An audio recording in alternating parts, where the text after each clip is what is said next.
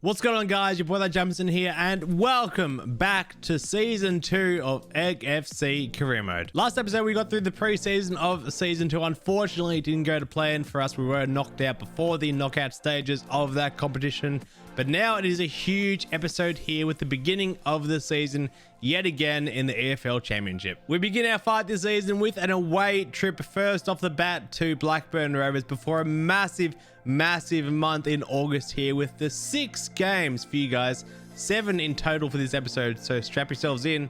It's going to be a good one. Last season we did play better away from home than we did at home at the Cracked Cauldron, trying to make that a fortress.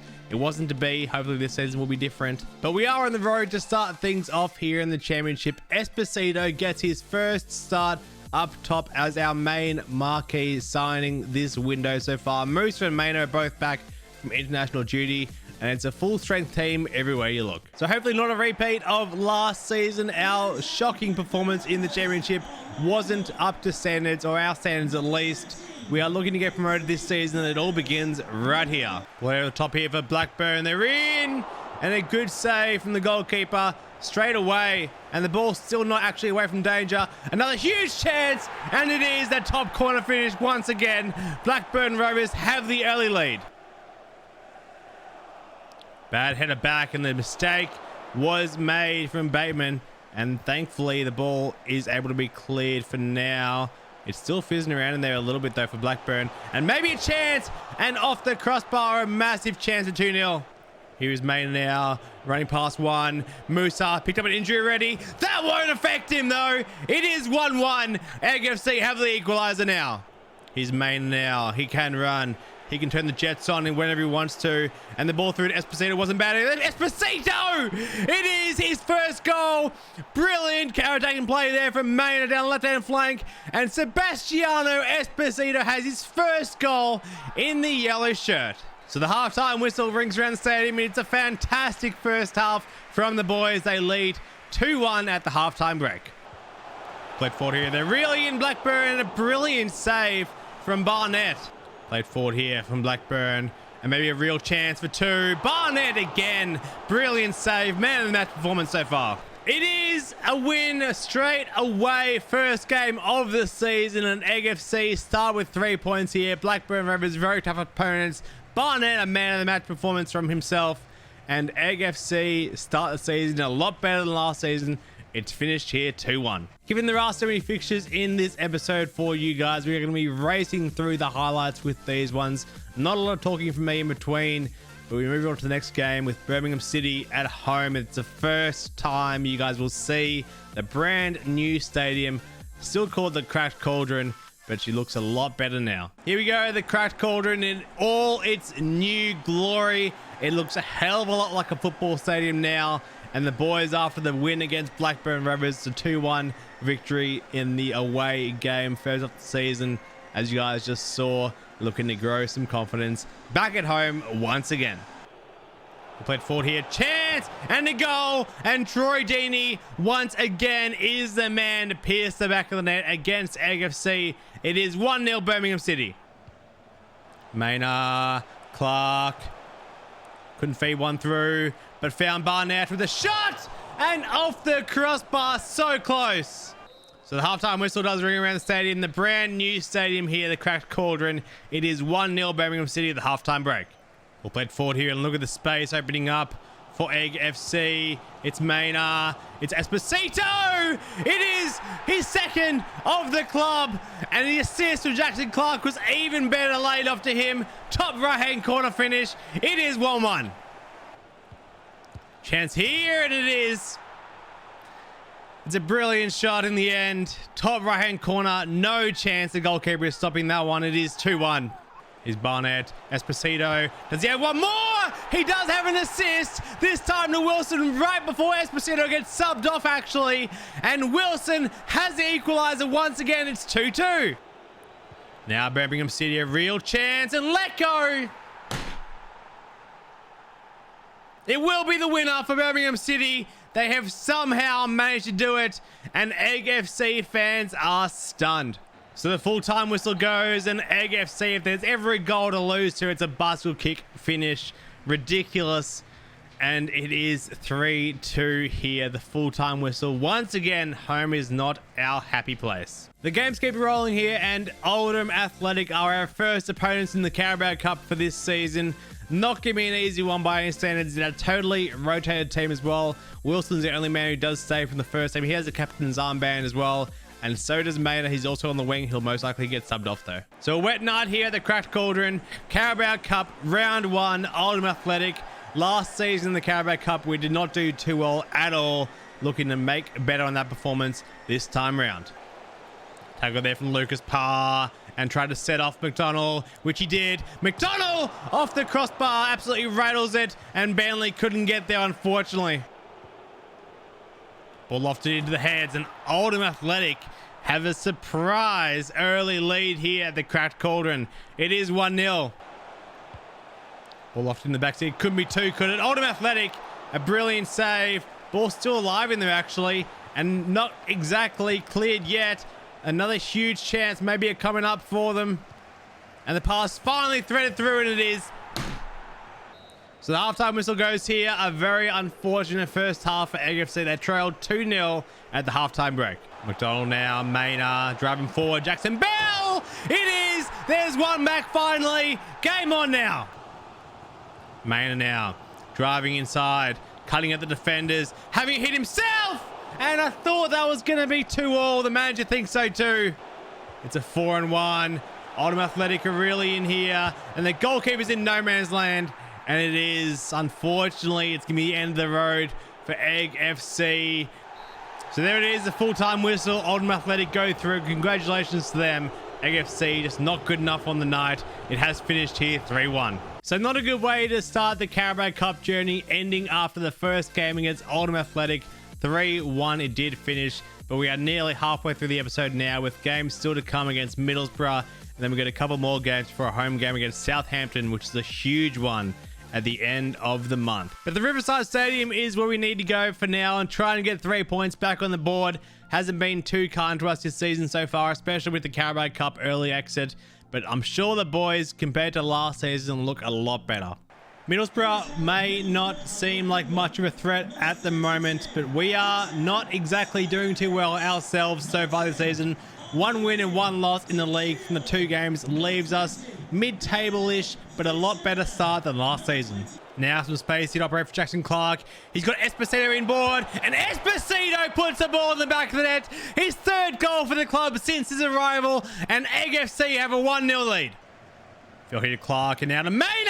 It is 2. A brilliant finish from Linton Maynard, and Egg FC in dreamland 16 minutes into the game. Clark nods it down and then got it back, actually, Clark, and lofted in Esposito and Musa, and unfortunately the header couldn't be finished off. So the halftime whistle goes. A fantastic first half from Egg FC, one of the best of our career so far, and they lead 2-0 at the break. Space opens up here. It's a lot of space.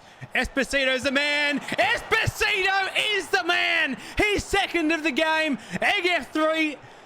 3 to the good. Egg FC are. I lost my words there for a second. They are absolutely flying. Played through here. Middlesbrough's good ball movement from them. And the shot came in. And Barnett couldn't keep it out, unfortunately. It is 3-1. Now they are played through Middlesbrough. They got options in the middle. There's one here. The cutback was on for... I don't know why he didn't shoot there. That's why he didn't shoot. He wanted to lay it back to a teammate for an easy finish. Game on now. Maynard, brim ball. Esposito has a hat-trick. His first hat-trick at the club at Egg FC. It is 4-2. It is now game over. So the full-time whistle, Egg FC have secured the victory here. 4-2 at the Riverside Stadium. That man, Esposito, is the hero of the match. A hat-trick, one of his first, hopefully, at the club. A brilliant performance all around from the boys. Our second win of the season does see us finally break into the top 6. It is very still early days. Southampton have off to a perfect start in the league so far with the 4 wins from 4. But there we are. We sit in the 6th place. Only a few points behind the top 4 as well. We also do have a game in hand. Peterborough are our next opponents in this match. The games keep on rolling here. Bentley starts instead of Musa. Lucas Parr starts in central midfield, and also McDonald starts in place of hat-trick hero S2E2. So with us finally finding some great form with the win over Middlesbrough last time out, we are back at home at the Cracked Cauldron, the new and improved Cracked Cauldron, might I add. If you guys haven't seen the last episode, that is when we did release it. And as you can see the table there, we are looking to break into that top 2 position. Shot came in, and very early attempt. It is off the crossbar, and it is in the back of the net. The cheap rebound, and Grant is the man who puts the ball in the back of the net for Peterborough. It is 1-0 to the away side. Maynard now released, cutting inside on the deadly right foot, laying it back here as well for Barnett, who nearly, I thought that was in the back of the net from Barnett. How close was this one from the midfield maestro? He's Maynard as well. He has a hit 2 and a brilliant save. That one was destined for that top corner. Couldn't go with him and left a gap in behind, which was filled by Dembele. He has 2 goals in his past 1 match as well. He was one to keep an eye on, and they are 2 to the good Peterborough. Won the ball back superbly, and then got it off to Maynard as well. Man back in the middle was Clark. One more was Bentley if they can see him. They do see him. It's Bentley. It's another great save from the goalkeeper. Bentley's around on the outside. He is spotted. Also one more over was Maynard, who then can lay it down. And Jackson Clark puts it in the back of the net. Fantastic build up there from the lads. And they've got one back right on the stroke of halftime. So the halftime whistle does go here. Egg FC down 2-1 with the goal coming right on the stroke of halftime. As you just saw, it's a slow day at the office for us, but surely the second half will get going. Peterborough, they just stroll through the defense. We'll play through here for Peterborough. They have an early shot, and that's gone in as if that's in the back of the net. It is 4-1 here. Play back in over the top, and they're in again, Peterborough, and they have scored. It is 5. Man went down to the challenge. It was a fair one, apparently. Oh, and the day goes from bad to worse. Thank God that is full time and not anything more than a card or something like that. It's a shocking defeat here for Egg FC. All the confidence in the world after the Middlesbrough game. They've been absolutely smashed out of their own stadium here. We keep on rolling though, and Stoke City away from home is not an easy task, especially coming off a 6-1 defeat at home to Peterborough. It's not going to be easy for the boys. It's a little bit of a rotated team. Hat-trick hero S2E2 comes back into the starting lineup as well, but also Linton Maynard misses this one. The boys all prepped and ready to go for this one here in Stoke, away from home, and thankfully it's on a cold and rainy night here at Stoke City FC Stadium, but definitely need to win this game.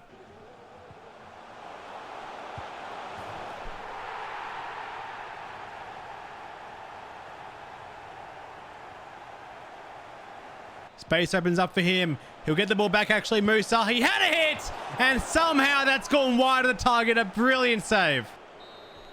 So the halftime whistle does go here. Egg FC down 1-0. A very early goal for Stoke City has got them in front, but need to improve in the second half for the Eggs. Ball fell here to Heath, who had a hit and rattled the crossbar. S2E2 couldn't get to the rebound. It would have been some sort of goal from Heath, and unfortunately it wasn't to be. Counter is on here. It's a good run from Musa. He goes all the way. He has to. The ball stayed alive somehow for Bishop, who won it back. And then Musa once again. That time it is in the back of the net. Somehow we've hit the crossbar of the post so many times this game, this episode so far even. And Musa has the equalizer for Egg FC. Brilliant challenge once again. S2E2, Heath, lovely ball disguised. Musa!